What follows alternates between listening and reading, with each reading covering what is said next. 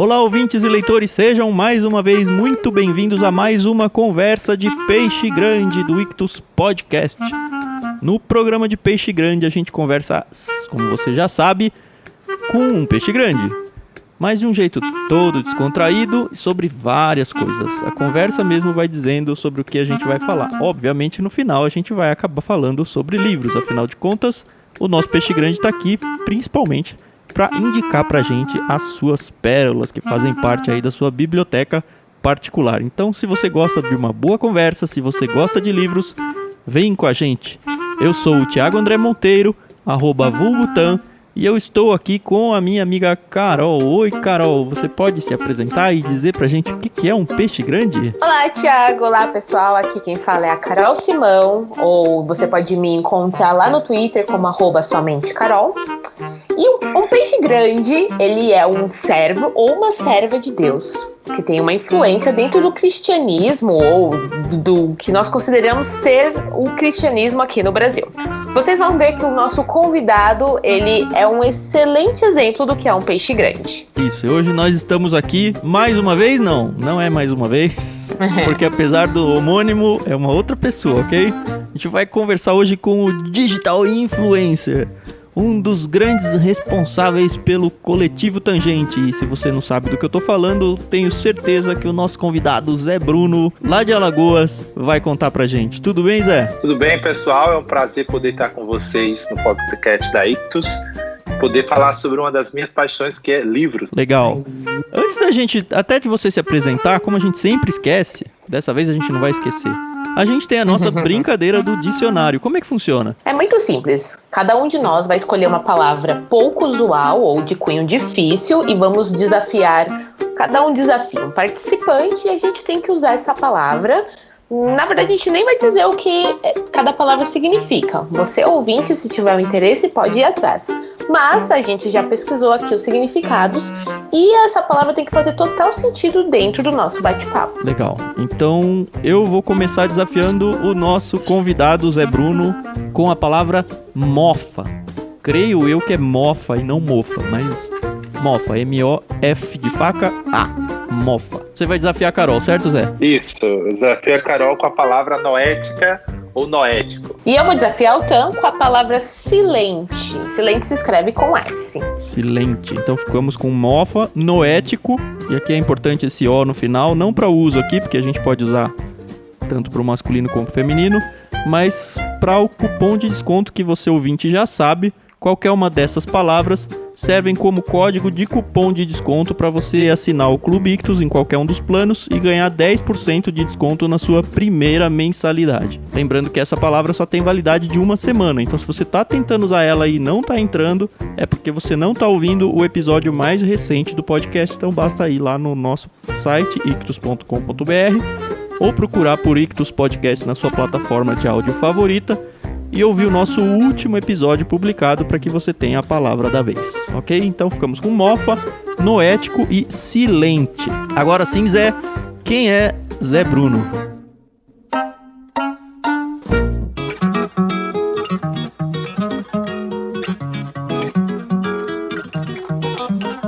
Então, o Zé Bruno é um cristão de tradição pentecostal, aqui de Alagoas, que gosta de dialogar com irmãos de outras tradições para aprender com ela.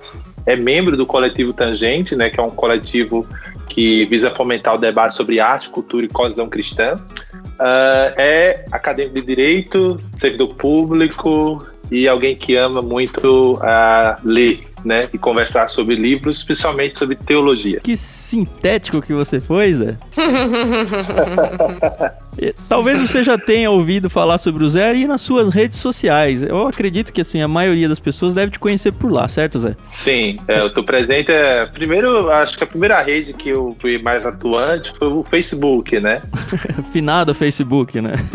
O Exatamente. Ainda tô por lá, mas não com a mesma frequência, né?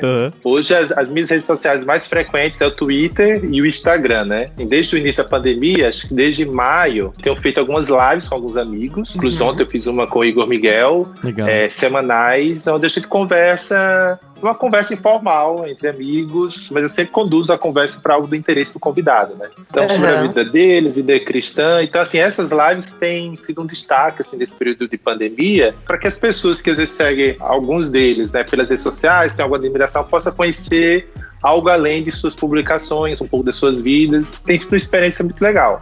Que legal. Se quem quiser te seguir, tem que procurar por qual perfil? Então, tanto no Twitter quanto no Instagram é @Zé_Bruno. Só um adendo, eu não sou o Zé Bruno da banda Resgate. Isso, como a gente já falou, é que a gente já entrevistou o Zé Bruno da banda Resgate aqui. É legal porque teve ouvinte que falou, ai, que legal, vocês entrevistaram o Zé Bruno.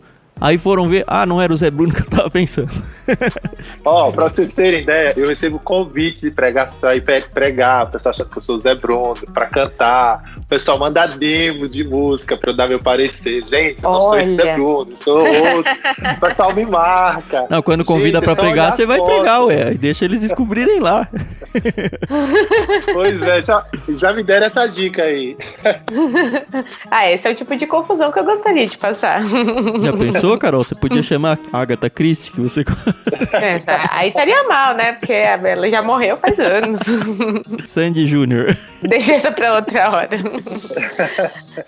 Ô Zé, conta um pouco pra gente de como é que surgiu o Tangente, como é que funciona, assim...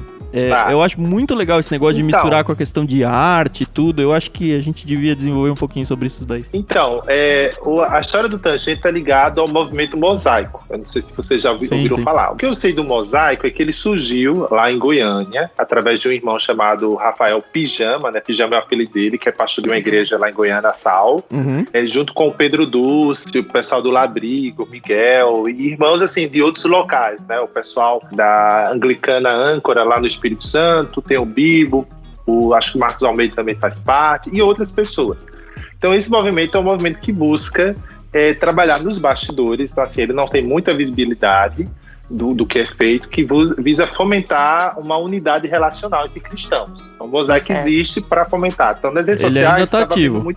Ainda acontece, só que assim, é um serviço mais de bastidores, né? Porque, por exemplo, nas redes sociais houve muita discussão, debates, questões teológicas, principalmente políticas. Então, esses irmãos perceberam a necessidade de tentar reconciliar irmãos que às vezes estavam separados por algumas divergências, mas que nada impedia haver um relacionamento entre eles. Legal. E aí o Mosaico, ele tem um grupo no WhatsApp, e na época, quando houve aquela polêmica do Queer Museu, não sei se vocês lembram, né? Que era uma mostra que tinha obras de arte, que tinha algumas expressões artísticas relacionadas a nudez e atos sexuais, e aí gerou várias polêmicas, né? E lá no Mosaico a gente começou a conversar. Como tinha muita gente, assim, que é designer, que trabalha com arte, a gente começou a conversar sobre isso. E aí o Pijama, ele disse, gente, quando o assunto se torna muito específico, por que vocês não criam um grupo à parte?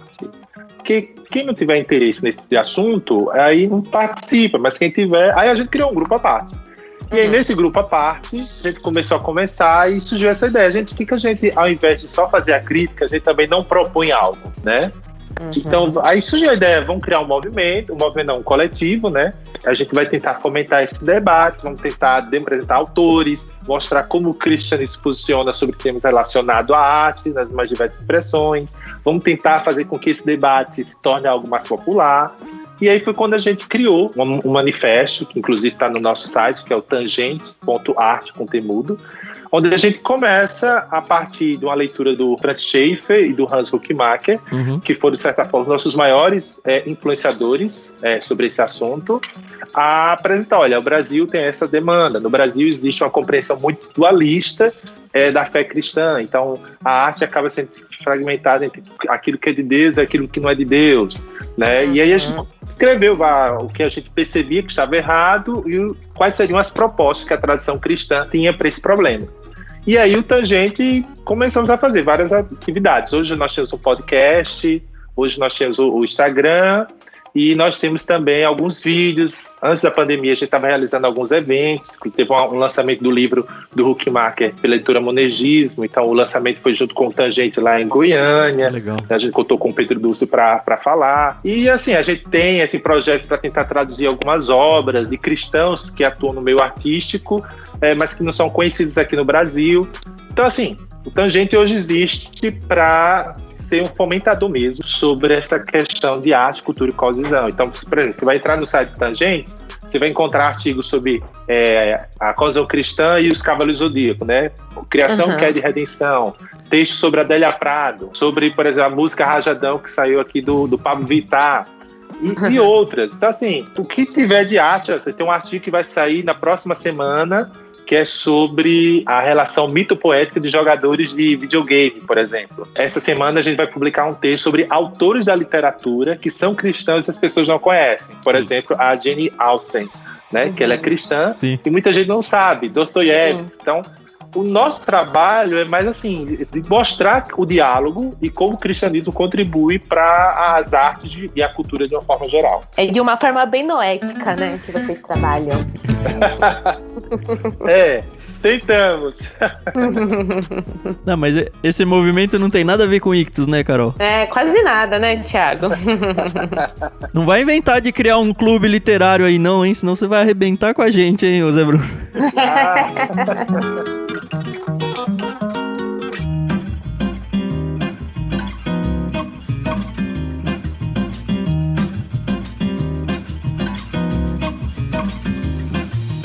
Ô Zé, e você tá nesse movimento desde o início, né? Tangente, ele tem a seguinte estrutura. Ele tem a curadoria, que são os irmãos, são um grupo de 6 pessoas, tá? E tem a linha de frente. A linha de frente, ela é formada por pessoas que ao longo da história do Tangente, a gente percebeu terem maior afinidade e interesse pelaquilo que o Tangente é. Voluntariado mesmo a coisa, né? Tudo voluntariado, né? Então essas pessoas, elas às vezes produzem artigos. Uma das coisas que eu não mencionei, o Tangente, ele faz uma curadoria normalmente semanal. Então sempre lá no Instagram, a gente posta lá no Instagram vídeos sobre curadorias. Por exemplo, a última que saiu foi do Marcelo, que ele vai falar sobre o último álbum do Legião Urbana, que eu esqueci o título do álbum, mas ele vai justamente mostrar qual era o contexto do Renato Russo. 20 dias após o lançamento do álbum, ele falece, então foi no contexto da gravidade da doença dele. Vai fazer comentários sobre algumas músicas. Tudo atrás da cosmovisão cristã. Mas você vai encontrar curadoria sobre filmes, curadoria sobre séries, curadoria sobre livros, sobre tudo, assim. Tudo que envolve o universo artístico e cultural, a gente vai fazendo. Que legal. E óbvio que tem público pra isso, né? Porque eu acho que o público cristão acaba ficando muito carente, né, com essa questão de cultura, porque muitas pessoas acabam confundindo, não partiu da igreja, então não posso consumir, né? É coisa do diabo, né? Olha só, a gente recebe muitas vezes e-mail e inbox no Instagram das pessoas, assim, surpresas, porque não conheciam o Tangente. Principalmente são pessoas relacionadas ao universo da arte. São pessoas que estão na academia estudando alguma coisa, ou pessoas que têm esse hobby, ou às vezes têm um interesse muito peculiar sobre uma expressão artística. Mas pessoas cristãs, não? Sim, cristãs, que veem um Tangente assim como um escape. Eu percebi nesses últimos anos aí, até por conta do Ictus e das pessoas que a gente tem conhecido no caminho, esse grupo aí de cristãos que se importa com a arte, que entende o mundo e consegue interagir com ele, com a cosmovisão cristã dele, preservando a cosmovisão cristã dele, eles estavam meio órfãos, né? Eles, assim, viviam as suas vidas dentro das suas igrejas locais e não tem, aliás, não tem problema, eles devem viver dentro dos seus contextos de igreja locais, mas muitos deles, talvez a maioria, eles eram meio que rechaçados, às vezes abertamente, às vezes veladamente. E o que acontecia é que eles estavam lá silentes. E de repente surgiu uma oportunidade para ele começar a conhecer outras pessoas e ver que, olha, isso que eu fazia não era pecado, isso daqui não era errado. É só uma mente mais atrasada que não estava enxergando que nós cristãos temos sim que participar do mundo, impactar o mundo e mostrar a nossa verdade dentro do mundo através da mesma arte que o mundo produz, seja ela no contexto que for, só que trazendo junto a sua cosmovisão cristã, de modo que você não macule o nome de Deus. É isso, né? Na experiência do Tangente, a gente percebe duas coisas, né? A primeira coisa são pessoas que são artistas, mas elas não têm ideia nenhuma de como relacionar a fé cristã com a arte. Então, elas acabam abraçando visões de mundo que não correspondem ao cristianismo. É uma das coisas aí que a gente percebe, inclusive de artistas já conhecidos. E, por outro lado, de cristãos que conhecem a cosmovisão cristã, mas que às vezes não sabem como aplicar isso na experiência cultural, na experiência artística. E aí fica naquela limitação de construir a peça de teatro na igreja, e só. Exatamente. E aí é que entra, por exemplo, como o Ictus trabalhando com livro, para a gente a literatura é um meio muito importante. Desde o início do Tangente, a gente criou uma bibliografia que as pessoas que faziam parte do grupo, que tivessem interesse, eram convidados a ler esses livros, né? Que era porque a gente entendia que não tinha como a gente trabalhar o tema da arte ou da cultura sem que a gente construísse um terreno. E esse terreno seria compreender o que é a cosmovisão cristã, que a cosmovisão é a visão de mundo, é o ó, você vê o mundo. Não é isso, necessariamente, né? É uma questão mais do coração, enfim. E uma vez que a gente compreendesse esse terreno, a gente poderia, então, trabalhar a sua aplicabilidade tanto na compreensão da arte quanto na questão da cultura. Então, assim, para a gente, o Tangente, ele sempre vai fomentar pelo menos duas coisas. 3, na verdade. Primeira coisa é a importância da igreja local. A gente não acredita em cristãos desigrejados, né? Sei que há suas exceções, mas a importância da igreja local. A segunda é a importância da literatura. Né? A gente entende que a gente precisa conhecer o mundo, a gente precisa conhecer a nossa tradição, e os livros é um grande meio para que isso aconteça. E quando você diz literatura aí, você não está restrito à literatura cristã, não, né? A literatura cristã, ela entra, assim, questões quando você vai estudar a cosmovisão cristã, teologia, uma visão, por exemplo, do Huckmacher, que era um professor de história da arte, que ele era cristão. Não, mas pegando o próprio exemplo que você deu, dentro desse grupo literário importante, estaria, por exemplo, a Jane Austen, estaria o Dostoiévski. Nesse caso, eles não entrariam porque eu estou falando no caso de leituras de formação. Certo. Então, isso aí seria mais uma leitura assim, de apreciação, de análise. Fala assim, na formação de um arcabouço intelectual, okay, que ajude a pessoa a compreender a arte, como a cosmovisão se relaciona. Por exemplo, Roger Scruton, né? Isso. O pessoal da Realizações, por exemplo, faz um fantástico trabalho. Tem até um outro autor lá, que eu não lembro, que é da Realizações, que é O que é o Belo. Né? É um outro livro que alguns já leram sobre isso. Enfim, tem livros de história da arte, livros sobre questões culturais. Então, assim, não é livro só para teologia, vamos colocar assim. Por exemplo, você tem um dos membros do conselho, o Bruno, ele tem formação em educação física.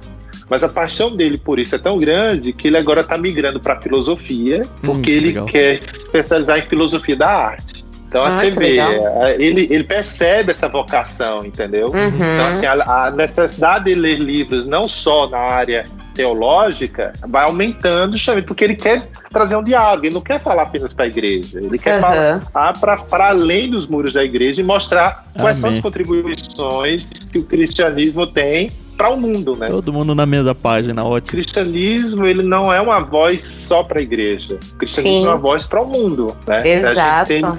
Tanto que quando a gente fala de arte, a gente olha, gente, Deus não chamou as pessoas para serem artistas da igreja. Tem pessoas que são, de fato, artistas litúrgicos, que produzem uma música para a igreja.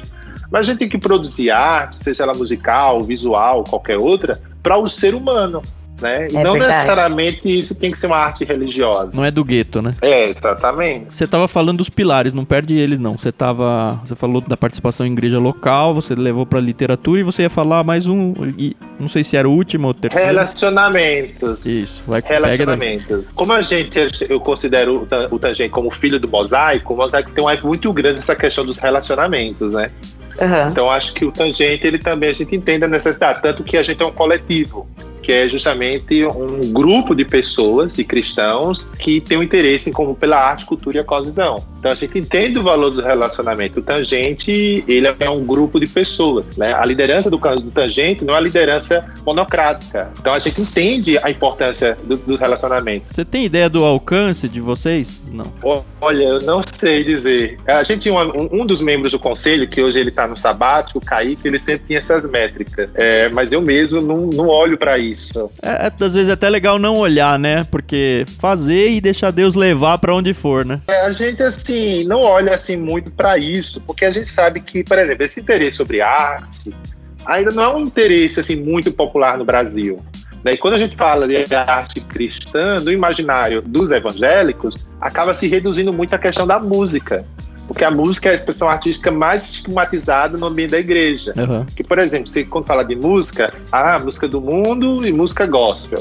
Mas quando você fala de cinema, literatura e outros, você não faz essa dicotomia. Pelo menos não na mesma proporção que faz com a música. Né? Verdade. Então parece que a arte é reduzida à questão musical, mas a gente tenta ampliar isso para algo muito além. Ai, tomara que vocês não, assim, tenham muito sucesso nessa empreitada, porque é um caminho muito difícil, né? Infelizmente. Mas, Carol, eu acho que a gente tá vivendo um momento histórico que acho que toda vez que você tá dentro de um movimento histórico, você não percebe, ou não tem total noção do tamanho da coisa, ou de sequer se você tá vivendo ele ou não.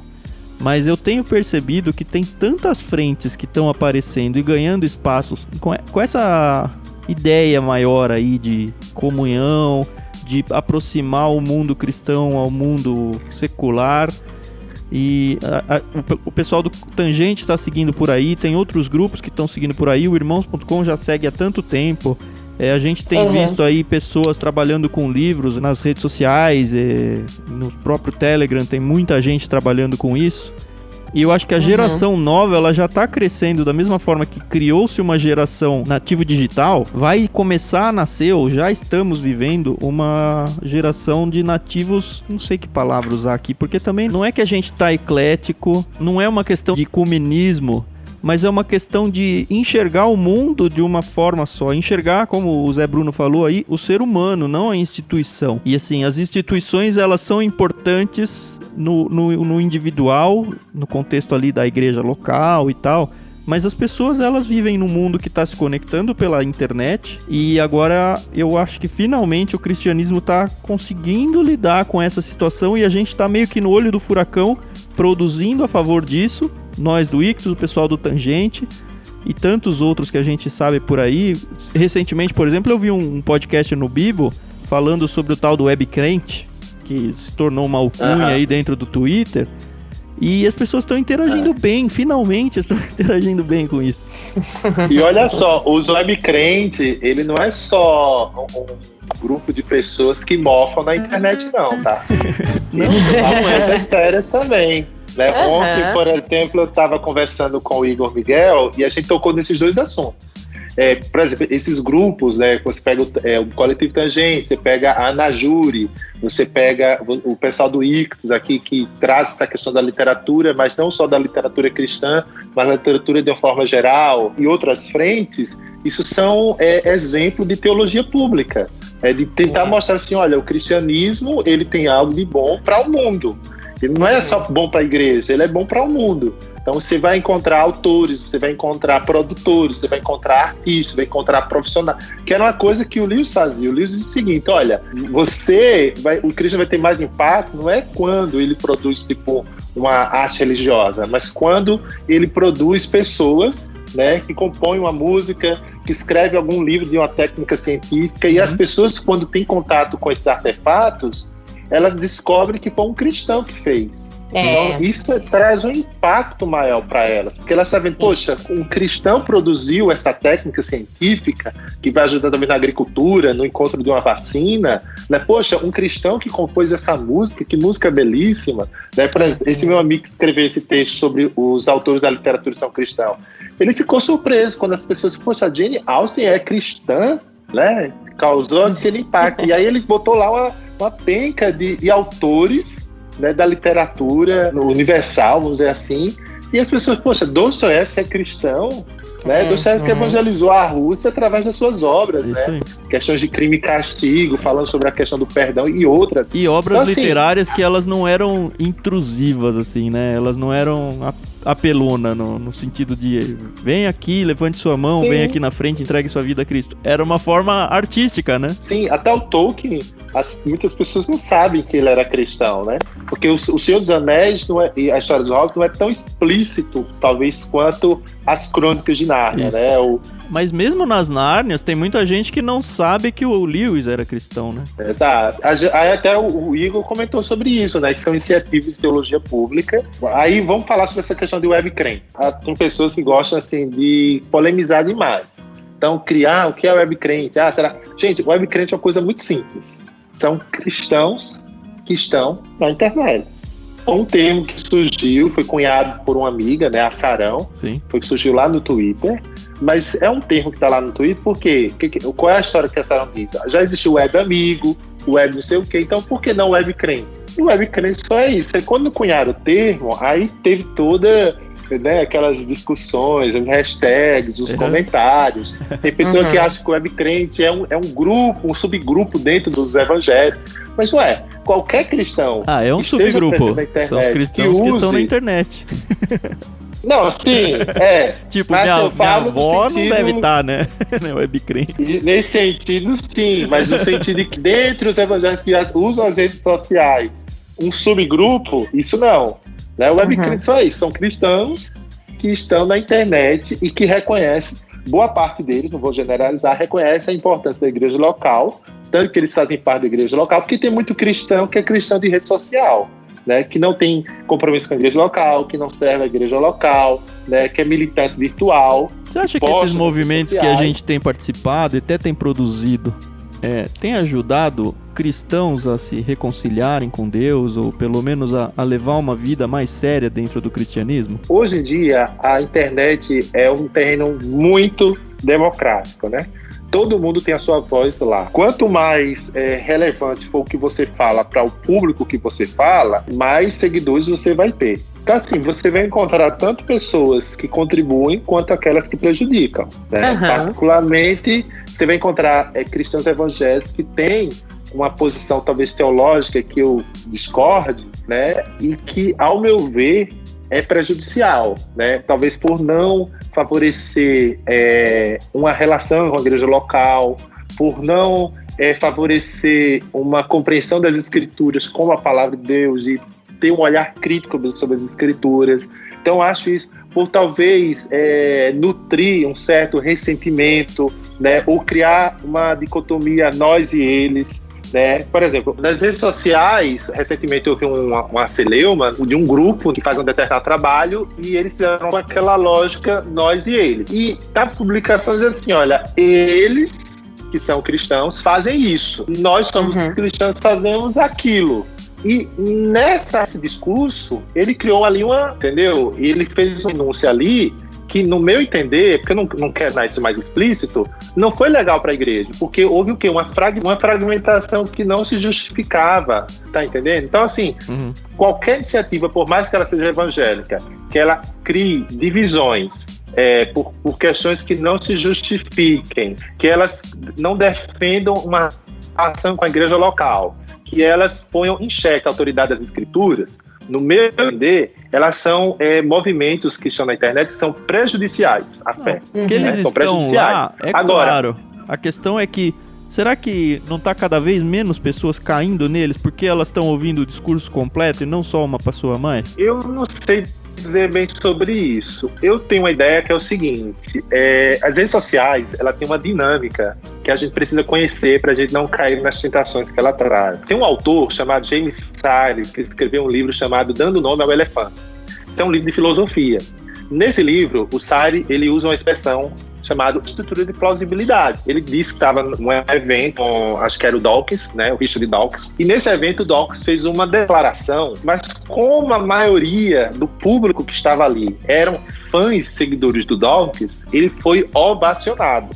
Mas, se pegar a declaração dele com aquilo que a ciência mostra, era um equívoco. E aí ele deu esse exemplo para falar sobre a estrutura de plausibilidade. São estruturas sociais que aprovam determinadas manifestações, não porque elas estão certas, mas porque há uma afinidade. Então eu peguei isso e até eu quero construir um texto sobre isso, que as redes sociais funcionam nessa lógica. As pessoas não estão ali para serem convencidas. Dificilmente um debate das redes sociais você vai convencer alguém de alguma coisa. Elas estão ali apenas para fazer valer aquilo que elas pensam. Então cada influenciador ou ícone virtual, ele vai ter a sua gama de seguidores, de pessoas que vão curtir as suas publicações sem antes lê-la, mas só porque eles foram as pessoas que produziram aquilo ali.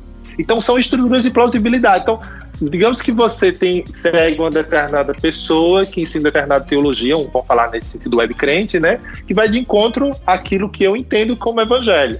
Eu posso travar até um diálogo com você ali nas redes sociais, mas dificilmente você vai se deixar convencer por aquilo. Então, as redes sociais, raramente, no meu ponto de vista, vai criar um ambiente para que haja uma espécie de convencimento de uma posição, porque as pessoas estão ali mais para defender as suas estruturas. Por outro lado, as redes sociais também têm um problema. Elas funcionam com uma lógica de tornar algo mais pessoal. Então, vou dar mais um exemplo seu comigo. Eu gravei um vídeo no IGTV falando sobre uma determinada pessoa que eu conheço, a gente conversa, mas que eu discordei dela, e vou demonstrar minha discordância da maneira mais humana e amiga possível. Cara, o meu vídeo teve quase 10 mil curtidas, né, comentários e tal. A pessoa depois me procurou, agradeceu pela forma como eu tratei, né, vou citar o nome dela, que é uma coisa por Vitor Azevedo, né, ele ouviu, ele entrou em contato comigo, a gente discorda em alguns pontos, mas ele gostou da forma como eu fiz, porque foi uma forma respeitosa. Mas nos outros dias eu gravei mais 2 vídeos falando sobre o tema da hipergraça, sobre a Bíblia Sagrada. E esses vídeos teve uma boa engajamento, mas não tanto quanto o primeiro. Eu percebi que quando você torna aquilo mais pessoal, fala algo mais pessoal, as pessoas vão estar ali mais presentes. Mas se a coisa era mais impessoal, por exemplo, nos outros 2 vídeos eu falei de teorias, né, de crenças, não teve esse engajamento. Então eu percebo o seguinte, que muitas pessoas usam as redes sociais dessa forma, elas criam uma polêmica, ela cita o Beltrano, ela menciona um fato mais específico pessoal, vai ter um engajamento. E se você trata do mesmo assunto sem tornar essa coisa com essa pessoalidade, ela não tem esse engajamento. Então é uma tentação. As pessoas, para engajar às vezes nas redes sociais, elas criam celeumas, citando nomes, não porque seja necessário, mas porque elas sabem que se elas fazerem isso, elas vão ter um engajamento maior, elas vão ter uma participação das pessoas maiores, e isso vai favorecer elas nas redes sociais. Isso é uma tentação para o cristão. E aí entra a questão da ética. Será que é ético? Olha, eu entendo que há situações que é necessário dar nome aos bois. Eu entendo. Mas eu não acho que todas as situações você precisa fazer dessa maneira. Sim. Né? Então, assim, eu acho que às vezes no webcrente, no universo das redes sociais, a apologética, né, que normalmente esses posicionamentos são em tom de apologética e defesa da fé, eles são muito beligerantes, muito bélicos, né? Eles acabam mais prejudicando do que contribuindo. Né? A gente precisa pensar uma apologética que olhe para o seu interlocutor, de quem você está discordando, como alguém que foi criado à imagem e à semelhança de Deus, não como inimigo. É muito do que o Schaeffer falava, né? Exatamente. Esse é um assunto, né, que dá, assim, pano pra manga, né? O Pedro Duce, no livro dele, o Pedro Duce tem um livro chamado Inteligência pra Quê? Como usar somente pra glória de Deus, da Mundo Cristão, e aí ele gasta 2 capítulos falando só sobre isso, que ele chama a ortodoxia dos relacionamentos. Às vezes a gente se preocupa muito com a ortodoxia bíblica, e é importante, mas a gente não pode fazer isso às custas da ortodoxia do relacionamento e vice-versa. Que é justamente a treta, né, que houve entre o Francis Schaeffer e o Karl Barth. Né? O Barth escreveu uma carta para o Schaeffer, já que não tinha rede social, então foi por carta. E aí ele diz, olha, a sua apologética é como se fosse um tratado de criminologia, né? Onde você denuncia o crime, você julga o crime e você dá sentença ao crime. Então eu não tenho mais o que fazer aqui, não tem diálogo entre a gente. E aquilo impactou muito a vida do Schaeffer, né? Tanto que depois disso ele teve uma crise de fé e foi onde saiu 2 livros, né, que é A Verdadeira Espiritualidade, que eu recomendo para todo mundo, e Não Há Gente Sem Importância, né, onde o Schaeffer, até o Alan Porto, quando ele vai comentar sobre isso, ele diz, olha, o Schaeffer, no momento, ele se arrependeu do conteúdo da sua carta, da sua crítica ao bar, que ele se arrepende da forma como ele fez. Então, a forma como se faz a apologética, ela é tão importante quanto o conteúdo da apologética, né? E eu acho que o que falta muito na experiência virtual brasileira cristã é uma apologética cuja forma demonstre ao outro que você o ama, e é por isso que você está agindo dessa maneira. Mas a gente vai chegar lá, Zé Bruno, a gente está ajudando o barco a remar para esse lado aí.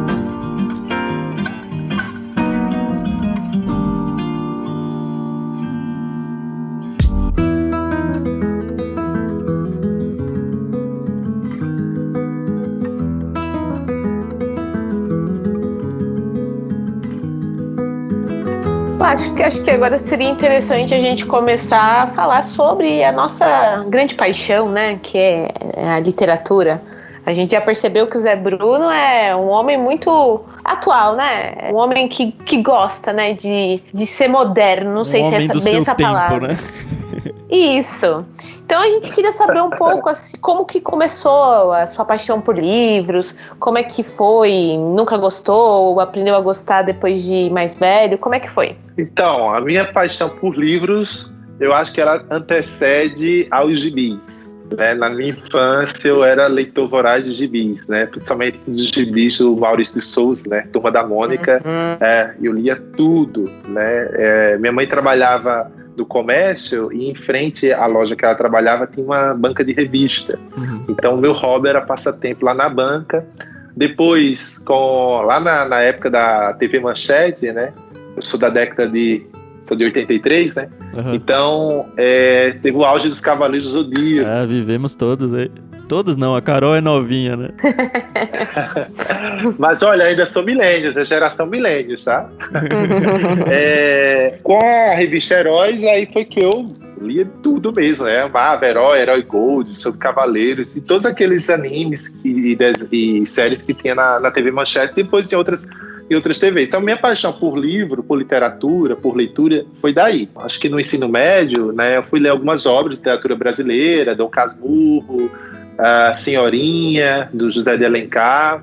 Mas eu confesso que naquela época a literatura brasileira não me agradava muito, não. Eu sempre apenava para ler um livro desses, né?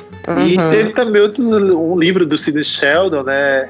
Que eu li também, alguns livros dele, mas na área de infanto-juvenil. Acho que o último livro infanto-juvenil que eu li foi A Infância Acabou, acho que é de um autor brasileiro, eu não lembro nem o nome do autor. É bom? Olha, pra época eu gostei. Infanto-juvenil foi legal. E quando eu me converti, isso foi em 96, eu comprei 2 livros, lembro como hoje, que foi O Poder Secreto, do Bud, que é um livro de 1888, mas eu comecei a ler e não dei conta.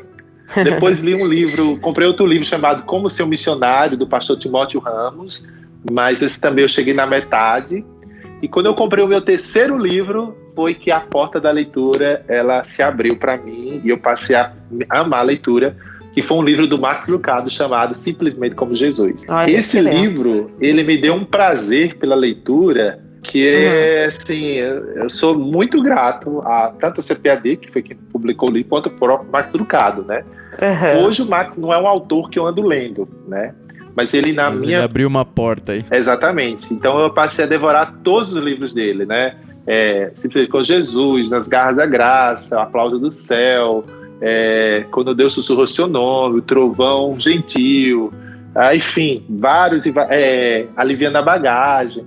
Então, assim, eu tive muita experiência além das obras do Marco Lucado, e depois eu fui ler, assim, outros livros, né, mais densos na área de teologia. Eu estou mencionando mais teologia, mas à medida que eu estava avançando na graduação, no ensino médio... Você foi para direito, né, que você falou? Então, minha primeira formação é Relações Internacionais. Eu sou formado em Relações Internacionais, a minha segunda é Direito, né? Então, assim, em Relações Internacionais, eu lia muito sobre política, né? Maquiavel, Tocqueville, Alex Tocqueville, então eram mais livros técnicos da área, assim como o direito. eu nunca fui, assim, um leitor da área de literatura ou romance, como queiram alguns, né? Então, por exemplo, acho que um livro que eu amei foi o Conde de Monte Cristo, né? Gostei mesmo desse livro. Eu li na época de Relações Internacionais, mas não tinha nada a ver com o curso, né? E esse é grande pra caramba, né? Esse é o Alexandre Dumas, né? Ai, agora você me pegou. Gente, às vezes eu esqueço o nome de alguns autores, tá? Eu não lembro o nome dele, do autor dele, mas assim, eu gostei muito do Conde de Monte Cristo. E assim, é um livro que tem uma mensagem cristã ali, né? Que é justamente a questão do perdão, né? Sim. Da vingança, do perdão. Depois eu fui ler as Crônicas de Nárnia, só que eu não completei as crônicas todas. E eu quero voltar, né? Quero ter, assim, eu já tô aqui com a trilogia espacial do Lewis, né? Que saiu recentemente pela Thomas Nelson. Quero ler o Hobbit, que eu ainda não li. E concluir as crônicas, né?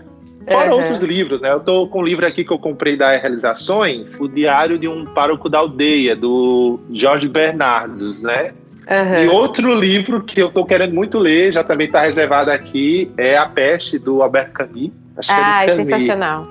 Exato. Mas assim, eu confesso que a minha paixão mais, assim, são livros... Não literatura, mas eu me esforço para ler. Então, outro gênero que eu gosto é biografias, né? Biografias, que legal. Que legal. O bom, assim, que um bom leitor, ele sempre tem um livro esperando por ele, né? Se a gente for fazer a lista dos livros que a gente quer ler, acho que ela é maior do que os livros que a gente já leu, né? Então, as pessoas às vezes chegam aqui em casa, aí você, poxa, você já leu todos esses livros? Pergunta que todo mundo faz, né? Todos esses livros.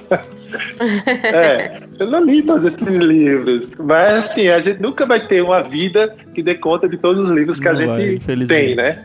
Eu com certeza eu tenho vários livros que eu nunca vou abrir na vida. Tem muitos livros que eu tenho aqui que eu uso mais como referência. Então, às vezes eu vou dar um estudo, um sermão, aí eu vou lá e pego, né? E eu sempre procuro trazer um diálogo com a cultura, né? Pegar um exemplo cultural, principalmente de cultura pop, que às vezes o público para quem eu vou falar está mais antenado, e tentar fazer um link, né? Tipo o Paulo lá no Areópago, que cita um poeta grego que o pessoal sabia, e ali ele faz. Agora, assim, sobre livros, a experiência que eu tenho é a seguinte: não é você que escolhe o livro, é o livro que lhe escolhe. Eu tenho pra mim essa filosofia. Porque tem livro que eu disse, esse mês eu vou ler esse livro. Aí eu vou lendo, aí, poxa, a coisa não decola. Aí eu deixo pra lá e, de repente, por alguma razão, eu tive contato com outro livro aqui e a coisa fluiu. Então, eu acho que não é o leitor que escolhe o livro, é o livro que escolhe o leitor. Pelo menos a minha experiência tem sido assim, né?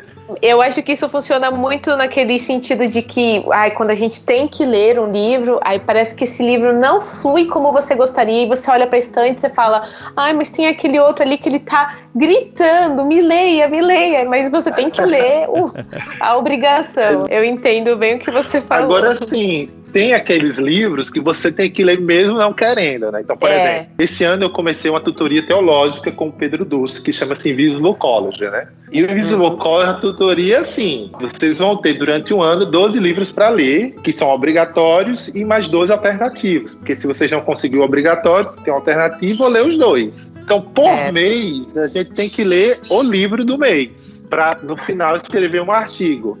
Tem livro que é uma maravilha, mas tem outro que aí você pena, né? Você luta, não, eu vou vencer esse livro, fazer fichamento, preparar artigo.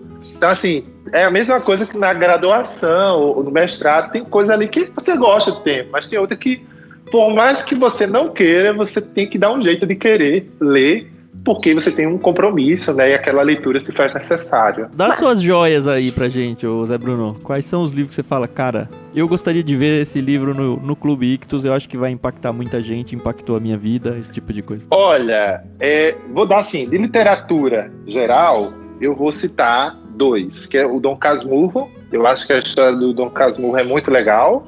E também o Conde de Monte Cristo, por conta a história em si é boa, mas a temática da vingança, do perdão, eu acho que é muito pertinente, principalmente nesse período de tanta polarização e hiperpolitização, né? Acho que é muito importante isso aí. E na questão de livros de tradição cristã, vamos dizer assim, é difícil, tá? Mas um livro assim mais técnico, mais denso, que eu acho que é muito importante, O Drama da Doutrina, do Kevin Van Hooser, tá?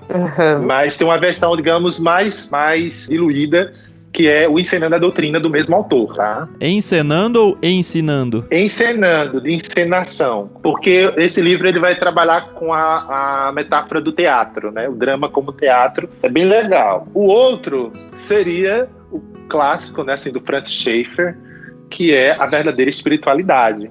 Eu acho que é um livro muito necessário nos nossos dias, conhecer o que é essa verdadeira espiritualidade, porque existem muitos cristianismos que eles, às vezes, não têm a ver com essa verdadeira espiritualidade. Esse é o que você falou que ele escreveu depois da crise de fé dele, é isso? Isso, exato. Bom, um autor que eu gosto muito, que é assim, um dos meus autores prediletos, chama-se Eugene Peterson. Tem muitos livros dele que já está esgotado, você tem que achar, às vezes, em instante virtual, mas um outro livro você encontra. E um livro muito bom é Diálogos de Sabedoria, que são correspondências. É um livro fininho, acho que é a editora Mundo Cristão, ou a editora Vida, não lembro bem, onde o Peterson vai escrevendo cartas para uma pessoa, para amigos, né? Então ele chama-se Diário de Sabedoria, então tem várias pérolas naquele livrinho. É um livro que vale muito a pena, tá? Certo. Outro livro que eu acho que também é importante, assim, muita gente conhece o C.S. Lewis pelo livro Cristianismo Puro e Simples, né, que é o maior livro dele, né, que na verdade não era um livro, né, eram os programas de rádio que depois foram copiados e tornaram um livro.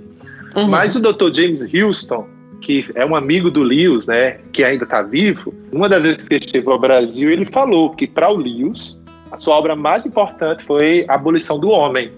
Então, eu acho que a leitura da Abolição do Homem, para quem gosta do Lewis, é um livro que às vezes não é tão valorizado, mas que deveria, né? É um livro que ele vai falar sobre a questão dos valores, da moral. O primeiro kit, né, Carol, que a gente mandou foi ele? Ou o segundo? Acho que foi o primeiro. Só uma observação quanto a Thomas Nelson, né? Ela tá fazendo, assim, livros que não são bons pelo conteúdo, mas também na questão estética dos livros. Por dentro e por fora, design, né? Exatamente, porque até para você ornamentar o quarto ou o escritório, os livros servem, né? Sim, Gente, sim. Ainda dá para citar mais ou já deu? Por favor, não. Outra aqui do Eugene Peterson, que talvez seja possível encontrar, é o livro dele chamado Espiritualidade Subversiva, que é uma série de artigos que ele publicou. E esse livro é da Mundo Cristão, estou vendo aqui. Um outro autor que eu curto muito é o Dr. James Houston, né? Que é um dos fundadores do Regent College, onde o Eugene Peterson era professor. E o Dr. Houston tem uma série de livros pela editora Palavra, que é O Criador, Felicidade, Desejo, Oração e o Discípulo, que é maravilhosa. E o Dr. Houston, ele é esse amigo do C.S. Lewis que está vivo ainda, né? Tem quase 100 anos. É um erudito, assim. Ele esteve no Brasil, acho que há 1 ou 2 anos. Que legal. Teve no Servo de Cristo, esteve em Brasília. É uma pessoa, assim, que tem muito a contribuir. E ele é muito, muito, multidisciplinar, né? Ele não vai falar só teologia. Então ele fala teologia, psicologia, ele vai falar sobre filosofia, enfim. É uma pessoa que muito multidisciplinar, é erudito mesmo, né? Que legal. Gente, é tanta opção aqui. Assim, tem um livro que eu peguei recentemente, eu comprei com a autora, né? Que é da Marília Camargo, que ela é de São Paulo, ela é jornalista. Ela lançou 2 livros muito interessantes, né? Lembrando, não são livros teológicos, são livros mais jornalísticos mesmo, né? Um é Feridos em Nome de Deus, onde ela vai falar sobre o abuso da autoridade religiosa, de pessoas que sofreram no contexto das igrejas por abusos das suas lideranças eclesiásticas. Esse livro ainda não recebi, então tem muita entrevista com pessoas que passaram por isso, com pastores, enfim. E o que ela me mandou, já chegou, é Entre a Cruz e o Arco-Íris, a complexa relação dos cristãos com a homoafetividade. Então aqui ela vai ouvir vários pastores falando sobre essa questão, de cristãos que abandonaram a homossexualidade, daqueles que não abandonaram, daqueles que abandonaram e voltaram. Então ela faz todo um apanhado jornalístico. Eu não li ainda esse livro, Ela é cristã, não? Mas a Marília é. E o livro que eu estou lendo hoje, do Ponto Visual College, foi lançado pela editora Monergismo. O autor dele chama-se Roel Kuiper, com K. Ele foi um senador na Holanda. Chama-se Capital Moral. esse é um livro que, embora dele ter sido publicado por uma editora evangélica, na minha opinião, ele deveria ser adotado, ou será adotado, em várias universidades do Brasil, para várias áreas da academia. Porque é um livro que ele vai trabalhar a partir dos ensinos do Pierre Bourdieu, que desenvolveu a questão sobre o capital político, capital social, e ele vai falar desse capital moral. Então ele vai falar sobre a questão da crise que a nossa sociedade pós-moderna vive pela falta do capital moral. O que a moralidade está relacionada justamente à nossa relação com o outro. Então, a forma como eu lido com o outro diz respeito com essa moralidade. Ele vai dizer que está acontecendo justamente com a pós-modernidade um esfacelamento dessa relação com o outro, de modo que o senso de comunidade não está existindo. E a própria definição de moralidade está se desassociando do relacional, né? Exatamente. Então ele vai mostrar que a crise que a gente vive hoje é uma individualização e ele vai fazer toda uma arqueologia. É um livro de uma leitura, assim, embora o tema possa parecer complexo, ele é muito leve a leitura. Sim, qualquer pessoa que lê vai entender, ele é muito claro. Foi uma das coisas que eu me admirei, né? Ele é muito claro, então ele vai trabalhar, e sim, lógico que ele vai mostrar as contribuições do cristianismo, mas a ênfase dele não é essa, ele vai mostrar com os próprios autores que trabalham essa questão, o Fukuyama, Pierre Bourdieu, Tocqueville, tantos outros. Cara, tá sendo uma experiência muito boa ler esse livro.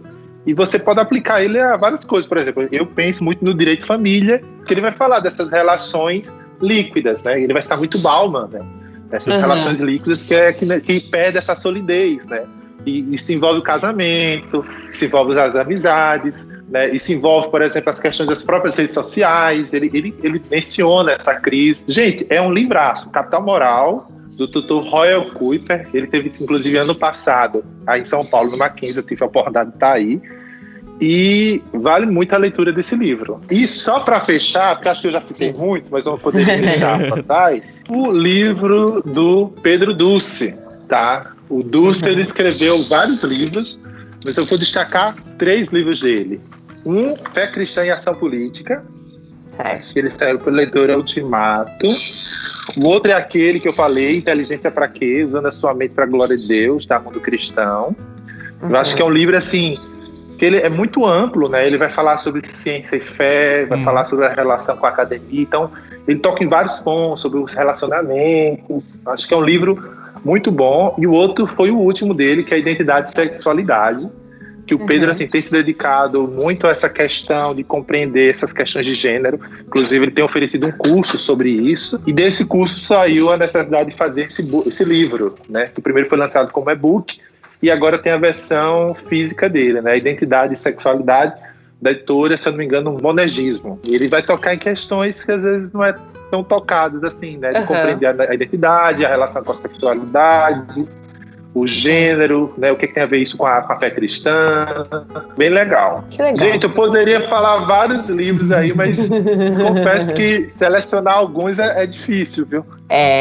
A gente imagina o trabalho que seja. Nossa, se algum dia eu tiver que indicar aqui, eu tô lascado, porque vai ser muito difícil.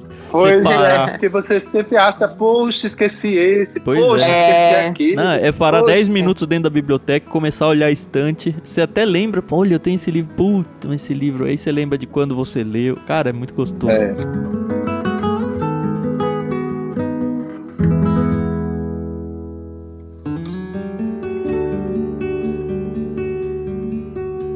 Bom, a gente vai chegando ao final do nosso bate-papo. É sempre muito bom conversar com quem entende, né, de livros, de literatura, de boa literatura. E a gente quer fazer agora um bate-volta. Eu vou fazer umas perguntas para você, Zé Bruno. E aí você responde, não precisa necessariamente me dar elaborar uma a resposta, justificativa. Né? Coisa assim. Se quiser falar, pode falar. Aí o microfone é seu, tá bom? Beleza. Então vamos lá. Você prefere livro físico ou digital? Físico. Ótimo. Tem alguma meta de leitura no ano? Sim, os livros do Invisible College. Ainda faltam. E não são livros medianos, tá? São senhores calhamaços. Eu lembro do ensino médio que tinha tinha a leitura mínima e a leitura complementar, né? Aí você tem esse mesmo contexto aí, pelo que você falou, né? Tem, mas a leitura complementar vai ficar pro ano que vem, porque às vezes eu não conto nem da Mas no ano que vem uma outra mínima, aí lasca de novo. Tá que nem a Dilma, né? Temos a meta, e quando alcançar a meta, vamos dobrar a meta. É isso aí. Exato. Faz parte, né? Tá certo. Então, junto com essa questão da meta de livro, prefere ler um livro de cada vez ou vários ao mesmo tempo? Olha, eu tenho até que tentar ler 2 ou 3 livros de uma vez, mas eu não consigo. Normalmente a minha meta é ler um capítulo do livro que eu tô lendo por dia, ou ler mais de um, tá?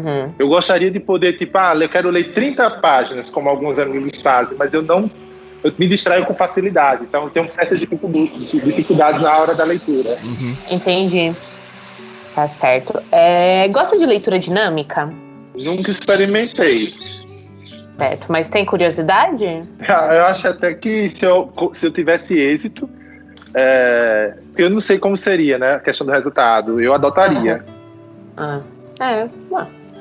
É uma possibilidade, né? Você costuma descartar livros? Não gostou, não pegou, a história não pegou, deixa Parou no meio, desisto e é isso. Eu vou ler pelo menos as primeiras páginas. Se eu ver que a coisa não decola, eu guardo para um outro momento. Eu acho que leitura tem a ver muito com o momento, né?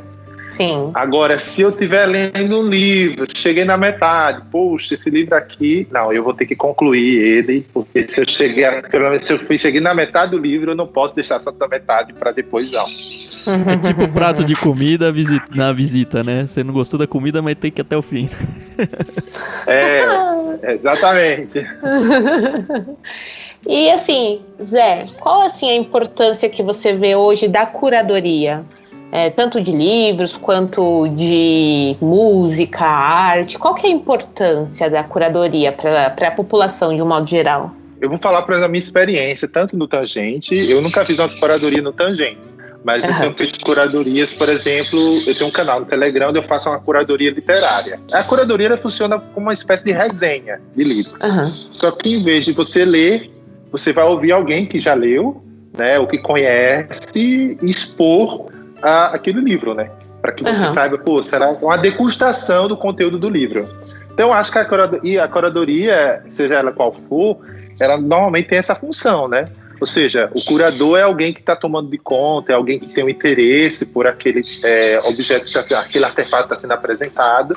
Então, ele conhece, ele pode fazer a crítica, ele pode sugerir, olha, se você está afim de um livro que trate sobre isso, que trate sobre aquilo, esse livro é bom. Olha, esse livro aqui não é bom por conta disso, mas ele tem importância para que você compreenda determinado debate, né? O contexto desse outro livro depende desse. Então, assim, a curadoria ela serve mais como essa resenha, como uma apresentação, né? Para que a pessoa que está interessado naquele artefato, seja literário, musical ou de qualquer outra natureza, ele possa saber se é isso que eu estou precisando, né? E pode ser que a curadoria dê certo, no sentido da pessoa, comprei, assisti, fiz uso e vi que tá ok. Não era bem isso que eu esperava. Então, assim, a curadoria ela serve mais nesse sentido, né? Eu acho que ela é importante, por exemplo, eu faço muito uso. Quando eu quero precisar uma coisa, então eu vou ler resenhas, ou vou ver o que é que as pessoas que já leram dizem. Sim. Né? Ou então filme, né? Às vezes, por exemplo, na Netflix ou Amazon Prime ou qualquer outro, são várias opções. Eu acho que o ser humano não foi criado para ter muitas opções, porque ele gasta mais tempo em selecionar do que em assistir. Então, sim, às vezes verdade. eu pergunto a um amigo, tem um amigo lá, o Gustavo Show, que ele trabalha muito na área de cinema, faz podcast de cinema, show. Me ajuda aí, o que é que tem de bom, tal. Então, como é uma pessoa que está muito nesse universo, então ele vai lá, assiste esse filme, essa série, isso aqui é legal por isso, isso aqui para quem gosta daquilo, entende? Então, assim, eu vejo por aí. Esse negócio do Netflix é interessante, né? Porque se você for pelas avaliações do próprio Netflix, é quase tudo 5 estrelas ou 4,5. E aí, quando tudo é excelente, nada é excelente, né? Exatamente. Não, e outra coisa, né? Como a experiência Netflix é muito personalizado, então, às vezes, o catálogo que aparece para você não é o mesmo que aparece, talvez, para o seu amigo. Porque ela tem um algoritmo ali que coloca filmes e séries relacionados ao que você já anda vendo, né? Isso. Aí, no meu caso, Mas, eu às tô... vezes você acaba não tendo acesso a outras coisas que talvez seriam do seu interesse, porque os seus primeiros interesses levaram que a Netflix ou Amazon Prime selecionassem obras mais afins. Eu tô lascado, porque os meus maiores interesses são Patrulha Canina, Cid, o cientista. E aí, quando eu vou lá, ele fica me sugerindo esse tipo de coisa, sabe? Pra quem tem filho vai entender. Pois isso, é.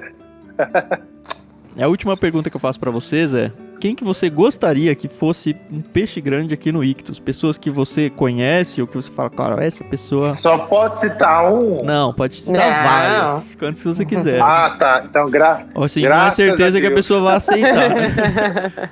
Mas assim, só lembrando que a gente segue dois pilares assim que definem o que é um peixe grande. Primeiro, que a pessoa tem que ser uma pessoa cristã séria, que leva o cristianismo a sério. A denominação pra gente pouco importa. A segunda é óbvio que a pessoa goste muito de ler, né? Quero até agradecer aqui em público a pessoa que me indicou, acho que foi o Burjac, né? Foi Burjac. Gente, eu quero agradecer a ele, fiquei muito honrado com essa ação e poder estar. Eu acho que projetos como esse, que favorecem a leitura de uma forma ampla, eles são muito importantes até para o amadurecimento da fé de muitos irmãos que às vezes vivem num contexto, às vezes dualista, contexto assim, às vezes de bolha, que só enxerga o gospel, né, e não percebe a beleza da criação em outros aspectos, além dos muros da igreja, né? Então, acho muito importante essas iniciativas.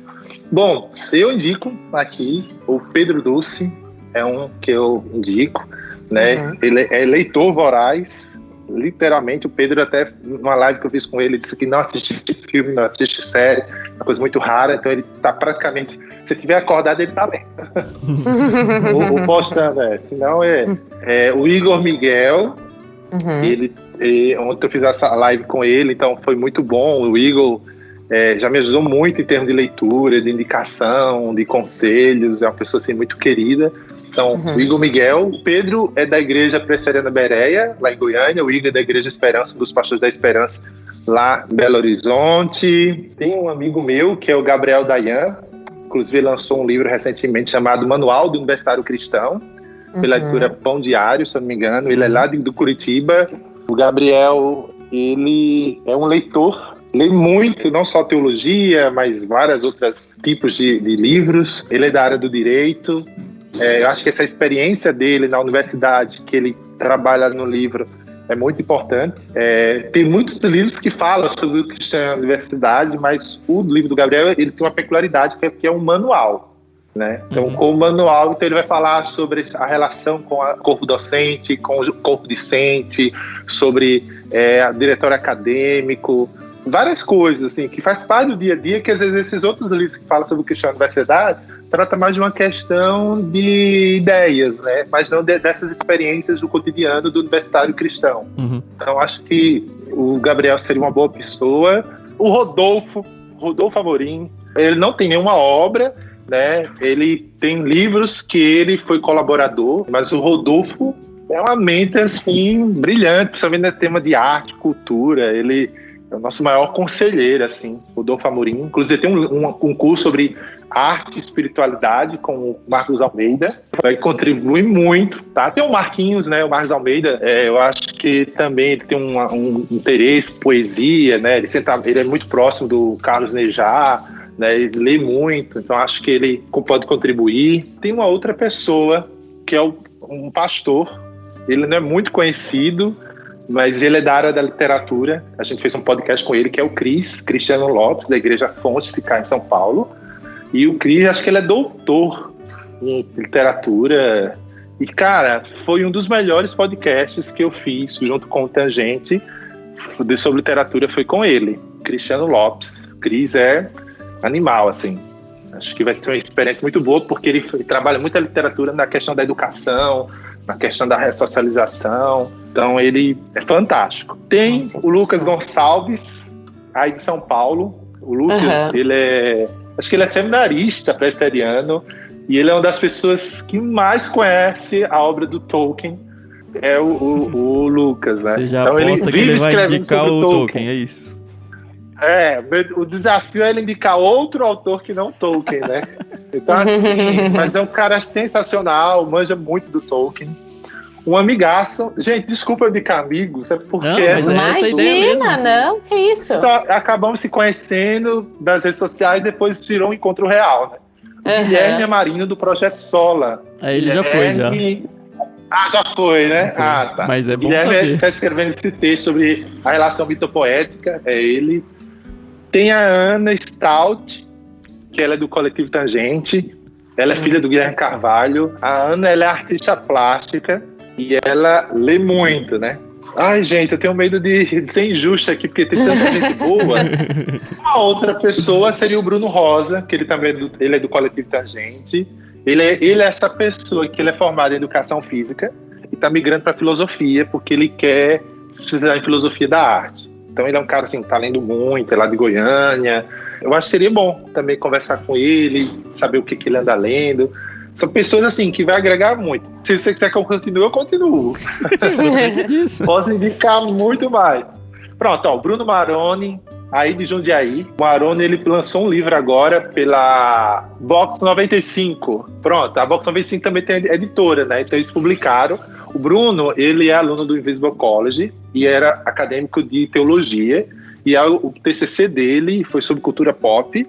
E aí ele foi transformado em um livro. Então a Box 95 lançou um livro dele sobre cultura pop, onde ele faz uma análise, uma exegese cultural. Então ele vai explicar o que é a cultura pop, o que tem a ver com a fé cristã. Ele vai falar várias músicas, U2, outros e outros. Então, assim, ele é um cara que lê muito. Inclusive, ele terminou agora um curso sobre jornalismo cultural, acho que alguma coisa assim. É um cara que é muito antenado, tem produzido muito, né, texto, publicado nas redes sociais, texto. É um cara, assim, que ele tá lendo muito, mas ele é muito dentro do segmento daquilo que ele gosta, que é Legal. Cultura, arte. Então, acho que vale a pena conversar com ele. Será que ele sofre muita piadinha com o Bruno e Marrone? Não. Eu acho. Eu acho que existe essa mofação com ele aí, viu? Pronto. Tem uma pessoa que eu não posso esquecer. Não sei se vocês já indicaram, que é o Marcondes Soares. Não. Marcondes, ele é lá de Recife. Ele é um dos pastores da igreja anglicana, episcopal anglicana, muito amigo dos Basos, vocês conhecem, né? Sim. O Marcondes foi quem fez o casamento deles. Que legal. O Marcondes é a pessoa assim, que eu conheço que mais sabe sobre a história do evangelicalismo brasileiro, né? Ele é formado em ciências sociais, então ele tem um acervo assim, de reportagens, de artigos. É um cara que lê muito, né? E lê sobre religião, teologia, enfim. Eu acho que vale a pena uma conversa com o Marcondes. Show. E tem também o Daniel Deliver, que é o cara por trás do Lecionário, lá de Goiânia. Não sei se você conhece o projeto Lecionário. Sim, conheço. Pronto, o Daniel Deliver, que o nome dele é Daniel Vieira, na verdade, né? Mas que às vezes no perfil da rede social tá Deliver, né? Uhum. O Daniel Vieira é um cara assim, ele é mestre em filosofia, ele é um cara assim que lê muito, principalmente lê autores, obras em inglês. Então eu acho que ele é um cara que tem uma riqueza literária muito grande para transmitir da experiência dele, tanto na questão da academia quanto nessa questão da igreja, assim, de uma forma geral. Gente, eu acho que eu vou parar por aqui, porque senão não vai acabar. Tá ótimo.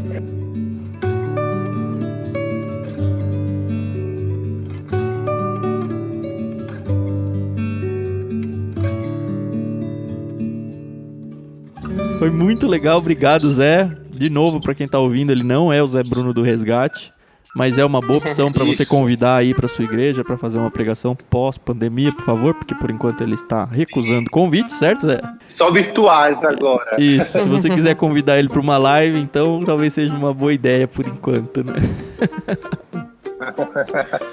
E é isso. A gente está muito feliz então com a sua presença, agradece demais o tempo que você teve com a gente. Para você ouvinte que não conhece a gente, caiu aqui de paraquedas, você pode encontrar a gente no site ictus.com.br, lá você tem todos os episódios organizadinhos, ou procurar por Ictus Podcast em qualquer plataforma de áudio que você goste de ouvir aí. Lembrando, Ictus escreve-se THUS. O melhor jeito de você me encontrar, eu sou o Tan, @vulgotan no Twitter, que é onde eu mais interajo. Lá no Twitter também, @somente_carol, apesar que a maternidade está me impedindo de ficar muito tempo, mas faz parte. Pode acompanhar a gente também lá no Telegram, a gente tem um canal lá, é o t.me/ictuspodcast, tudo junto, óbvio. E é isso, quer interagir com a gente nas redes sociais, na que você usa aí, #ictuspodcast também, é tudo Ictus Podcast, tudo fácil, tudo tranquilo. E você, Zé Bruno, qual que é o melhor jeito para as pessoas te seguirem, que você falou, aqui é o supra-sumo da coisa? Twitter e Instagram. @Zé_Bruno em ambos. Gente, eu queria agradecer muito a vocês, foi uma conversa muito boa, muito fluida, muito orgânica, foi bem legal e principalmente falar de algo que nós três gostamos, que é livros, né? Literatura, enfim. Deus abençoe vocês, Deus abençoe quem está ouvindo esse podcast e que eu tenha uma curadoria literária, né, onde eu faço indicações de obras lá no Telegram, é um canal. Então, quem tiver interesse, é só ir lá no meu Instagram, que é o @Zé_Bruno. Tem um link na bio, clica nesse link e lá ele tem lá todos os links onde eu tô, né, Twitter, YouTube, Telegram, clica lá no Telegram e aí, semanalmente, eu sempre tô dando indicações de livros, falando sobre autores, normalmente são relacionados à teologia e à vida cristã, né? Mas vez ou outra sobre temas que não tá relacionado a isso diretamente, né? E a porta de entrada para quem quiser conhecer mais a fundo o Coletivo Tangente é tangente.art, com T mudo, é isso, né? Esse é o nosso site, mas tem também o perfil no Instagram, que é a nossa vitrine, né? Que é o @Coletivo Tangente, né? Lá também tem um link na bio. Então, todas as nossas publicações saem primeiro lá no Instagram e remete já para o site, né? Hoje mesmo a gente vai publicar aquele texto sobre autores da literatura, né, que são cristãos e muita gente não sabe. Legal. Esse hoje mesmo deles já deve estar lá na timeline deles, bem lá para baixo. Né? Legal. Obrigado, Zé Bruno, mais uma vez. Foi um prazer te conhecer quase pessoalmente aqui, né? Mas obrigado pelo tempo. Valeu, um abraço. Um abraço e até mais para os ouvintes. Obrigada, semana que vem viu? a gente volta. Até mais, pessoal.